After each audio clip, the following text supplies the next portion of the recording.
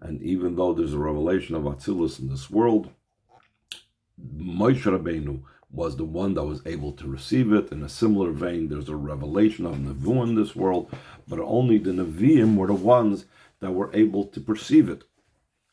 And doesn't mean that Nevuah is not here. The Nevuah is here, but like not having the appropriate instrument to be able to receive it, that didn't become revealed to us.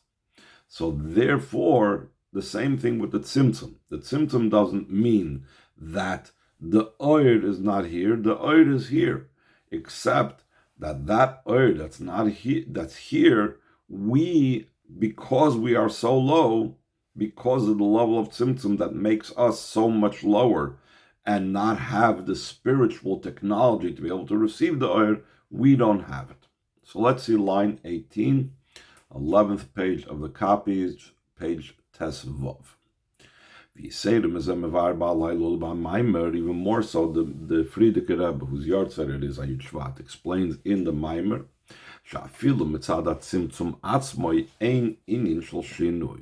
it's not only that there's no shinui in Hashem's essence, like we said before, because Shem Shemayim Shogar B'Fikoil, even children know to speak about Hashem.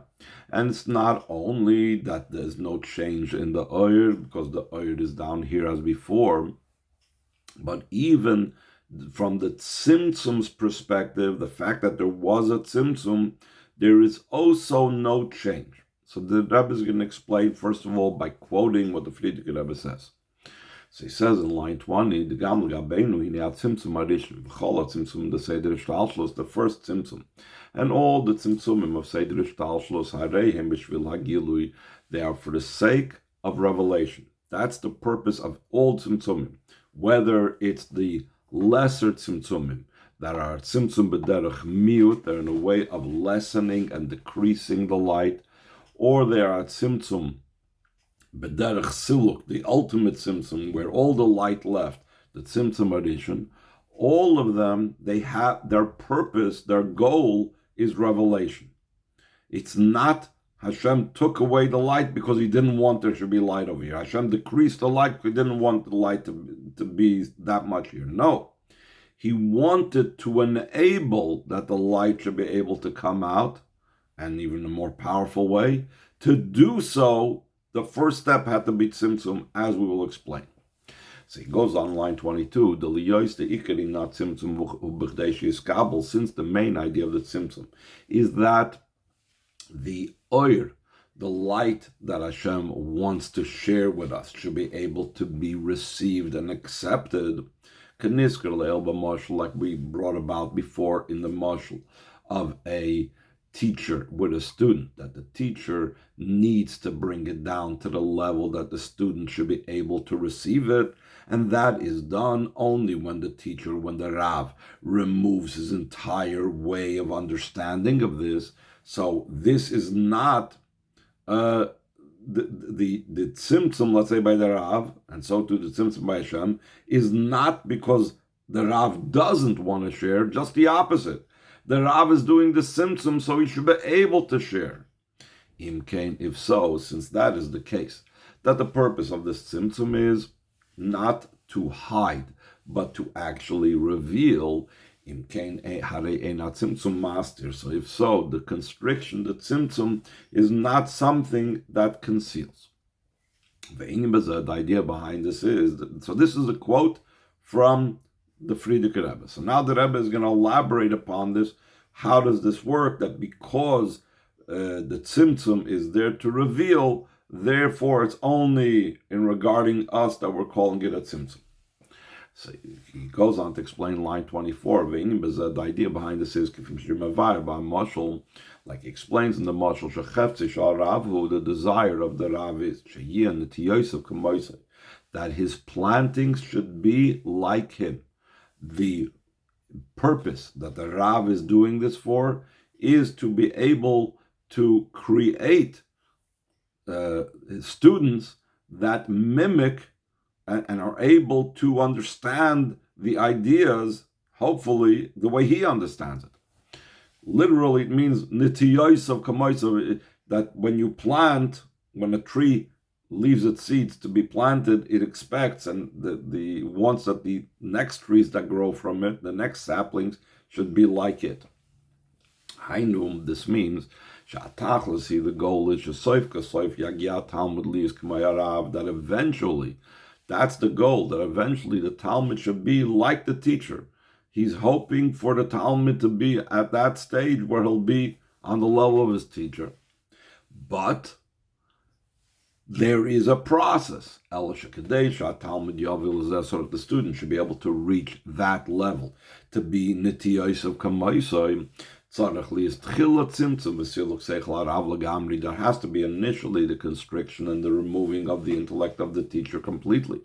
Just like the first symptom, that's in a way of removal. And afterwards there has to be a drawing down of a narrow line, of a very thin and narrow line. He needs to bring down a light of the intellect that's in comparison and close to the level of the student. In other words, he needs to go through this whole process, take away the whole light, like we said before in the mashal, and then bring down this narrow and thin and short line, and find from his big idea and big mind and big understanding the little amount that the student is ready to receive. And even once he already found this, like the kavdak, this little amount that the student is ready to receive, even after the Rav created and brought about the light of the intellect that's comparable to the level of the student, he cannot draw it down in the same way, the way the Rav appreciates that and understands the concepts of the students. He has to make this further and many other constrictions and concealments. That's the idea of a short, narrow, thin line. So it should be able to be received by the student. By having this progression and this development and this constriction and the tzimtzumim, that itself will eventually lead that his planting should be like him. On the other hand, if there wouldn't have been the tzimtzum, if there wouldn't have been all these concealments and so on, so he had no hope of the student being anything like him, because the student would not receive anything from him. So the very meaning, the very intention of any of these tzimtzumim is to have a result that the student should be like him. Moving for this understood top of page Zayin, not only from the perspective of the light, there's no change between the way it was before the tzimtzum and after the tzimtzum, because the light is there revealed, like we said, just like we said that the light of Atzilus is down here, but there's no Moshe Rabbeinu to receive it, but the light is here. The same thing. The light of the teacher's intellect is here, but it has no connection with the student. In addition to the fact that there is the light that is present, and therefore there is no change in the light before the tzimtzum and after the tzimtzum. In addition to that, even the tzimtzum itself, since the entire goal of it is that the student should be like the teacher, his plantings, his saplings should be like the original tree from which the seeds came from, meaning in our mashal shahainu shatalmid yikabel gamas ha'or habligvul sha'arav, that the student should also receive the infinite light of the teacher. So then during the tzimtzum itself, nimtza bat tzimtzum ha'or habligvul sha'arav. So in the tzimtzum, in that is embedded the infinite light of the teacher. but it's concealed. But so that the student should be able to receive that infinite light,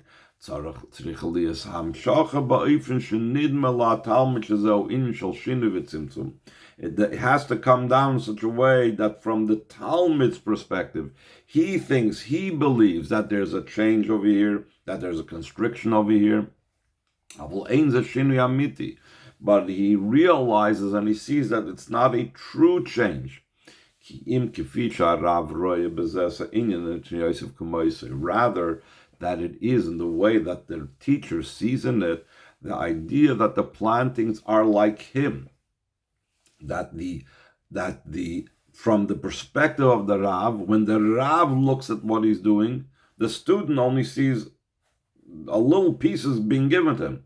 But the Rav sees this as part of the goal and part of the mission. I am bringing the student along in an orderly fashion, in a developmental fashion, to be able to reach Nitiyos of Kamoisei, to be able to understand like me. Except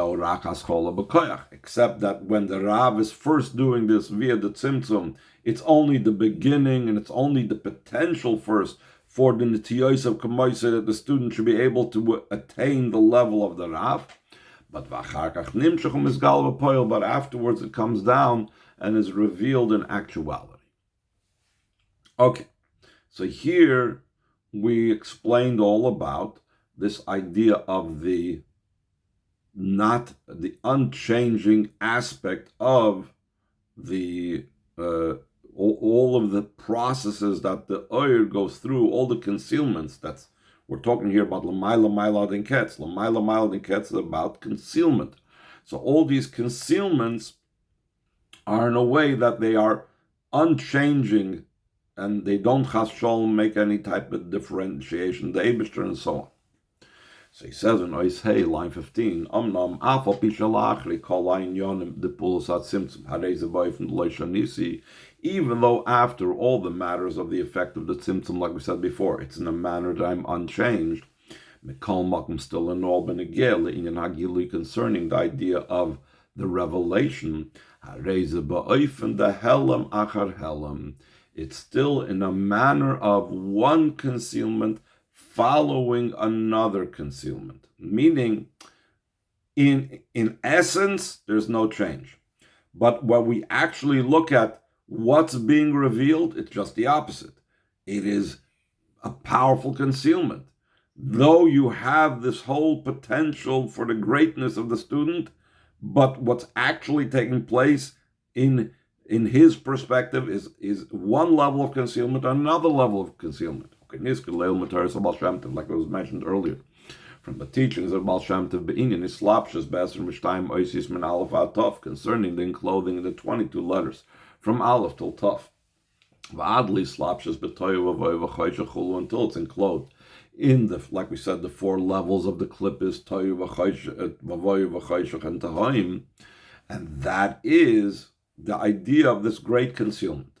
So now the Rebbe is going to bring what the Frierdiker Rebbe goes on in the Maimer. He's going to quote. This is what he continues in the Maimer quote. And despite that, the infinite light of Hashem is something that's not felt because of all of these tzimtzumim, because of this power of helam achar helam, ilui achar ilui, the power of lamayla mailad and ketz. That causes that even though there's no change, and the Eidin stuff is down here, and like the Nevuah and the Moshe Rabbeinu and so on, but at the very same time, because of that power of Lamayla Mailad and Ketz, we're not aware of it. It's not felt.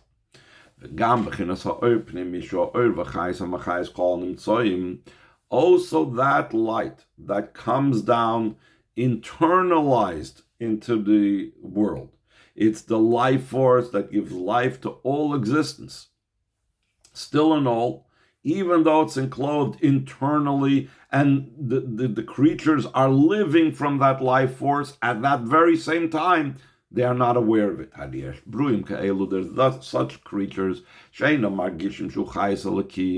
that they do not feel that it's a godly life force. Vagam l'chol echad v'echad margish yesh b'chayis hamachayo. So though every single person is aware that he's alive, he has such a life force that gives vitality. He knows clearly that the main thing is his life. That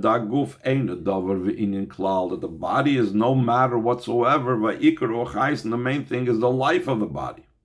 So despite their awareness of being alive, they don't attribute it to Hashem. That's part of the concealment, that's part of the power of L'mayla den Ketz.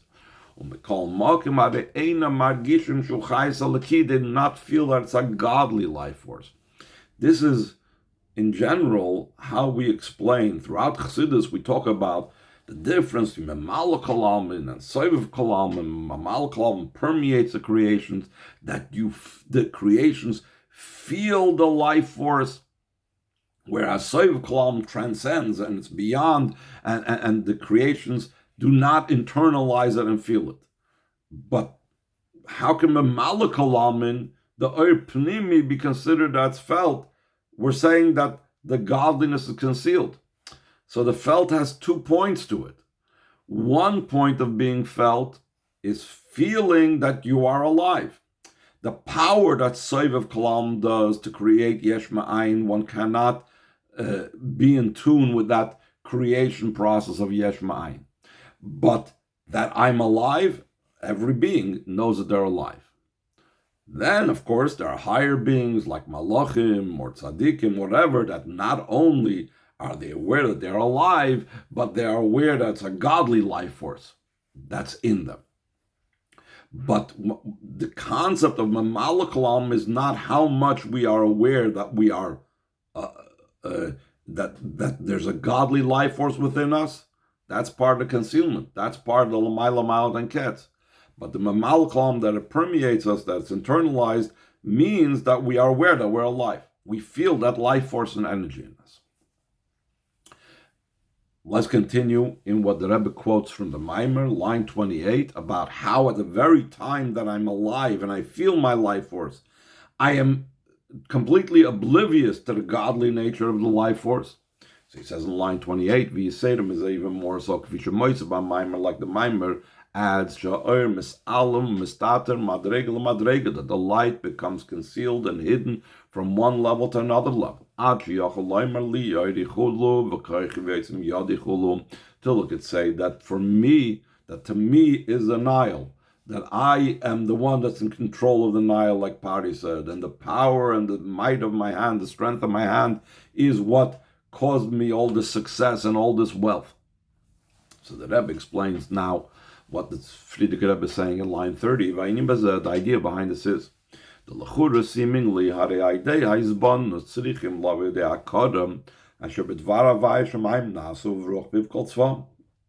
seemingly when a person contemplates and uses their mind, one should come automatically to a recognition that by the word of Hashem the heavens were made, and the breath of his mouth all the hosts of heaven.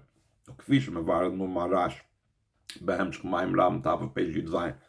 the Rebbe Marash explains in the series of Mamorim, beginning with the Maimer called Maimer Am Lichu Chavas Ahavam, Shezeu Echad Mamorim Shechazrei Sekam Apamim. In that Hemshech, there's a Maimer that was very oft repeated in that Maimer.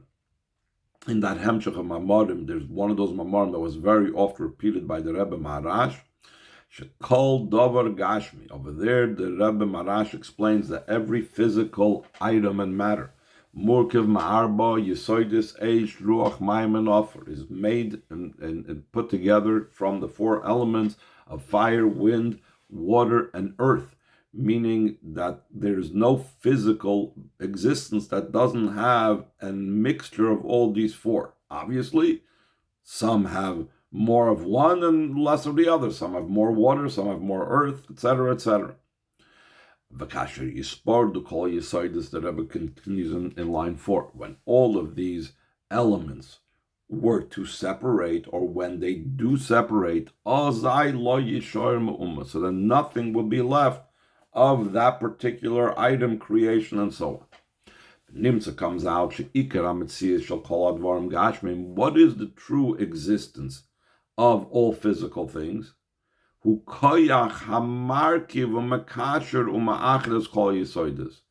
It's the power that combines and joins and connects all of these elements. Because that power, it is higher than them, therefore it can control them and it could join all these disparate things. Where is this power derived from? What is that power that joins all these different elements together to be able to make this particular entity and creation? So he says,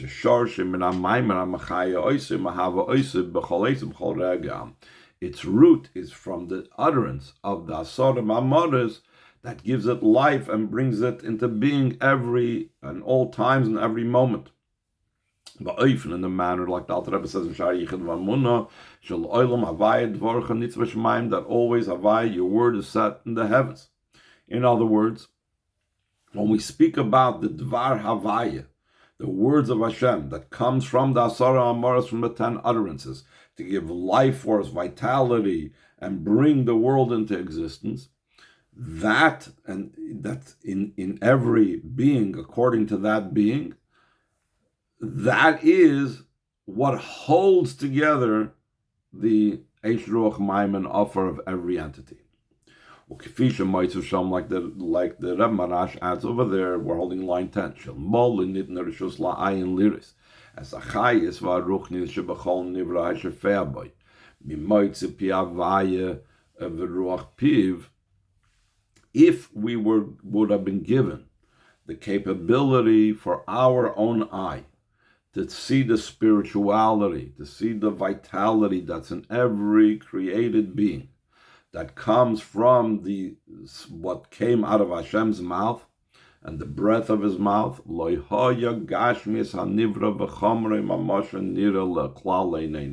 the physicality of the creation and its material being, its substance, would not be visible whatsoever before our eyes. We would only be aware of that power of Hashem's word that's bringing them all together. So, it should be that when we think into this, we should not be unaware of the godly manifestation in this world. And yet, that is the power of Lamai Lamai Linkets. So he says in line 14, though one could arrive at this recognition that there is a godly life force and energy in the worlds, and that's what he can recognize through meditation and contemplation. Mikol Makom still and all, yesh noi helem achar helem. That's lamayla mailen ketz. That's one concealment after another concealment. Va'ad sheyochel lovei lamayim medumatzav hafchi.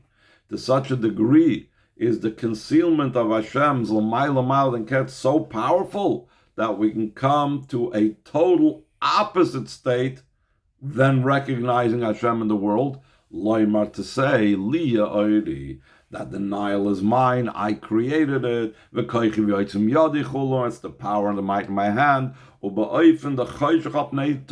such a way that the darkness is upon the deep. Like we mentioned before, that's the concealment and that's the rising up, that Hashem is so high to no end that he's completely disguised within the creation.